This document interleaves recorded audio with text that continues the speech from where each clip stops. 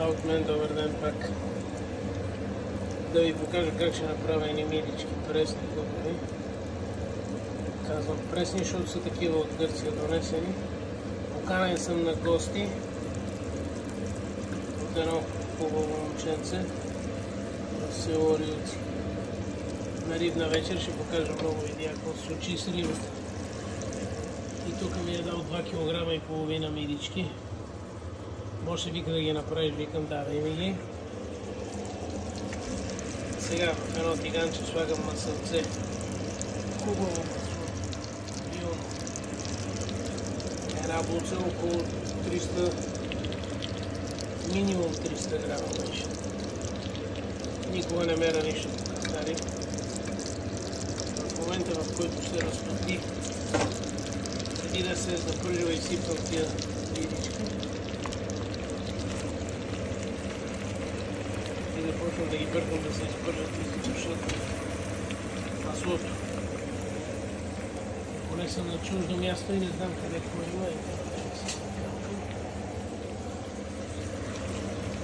Сега тия мидички ще ги изпържа и задуша и объркам с маслото хубаво.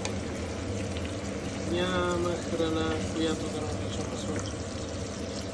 Сега, моя домакин е приготвил пресен чесън, макадонос и копър. Грешката му е, че ги омешал заедно. Трябваше първо само чесъна да се бланшира и след това копър и макадонос, само ще го трябва да се това. Тук е правило като моите летичущици. Има ги.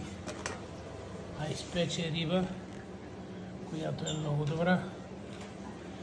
И една рибена чорбичка, която е без дубликат. Негово произведение. Рибената чорба е един казан. Един казан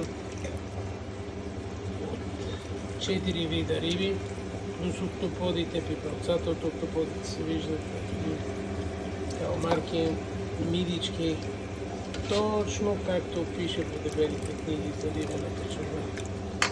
Но това са мидички. Мидите ги изпърват в това масълце.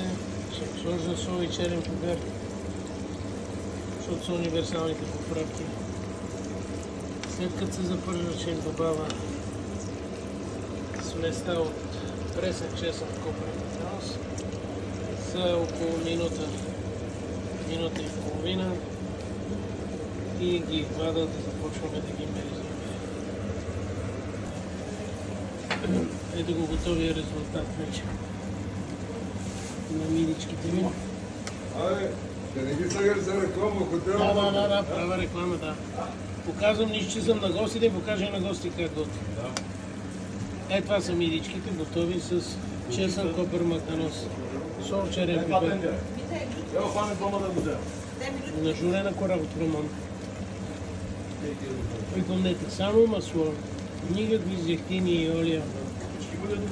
Да ми се правят на професори. Маслото не може да го смени нищо в този живот. Вторият намислим език в фолио, мозък в фолио на времето или сега? Не. Език в масло, мозък в масло. Така и с мидите. Миди в масло.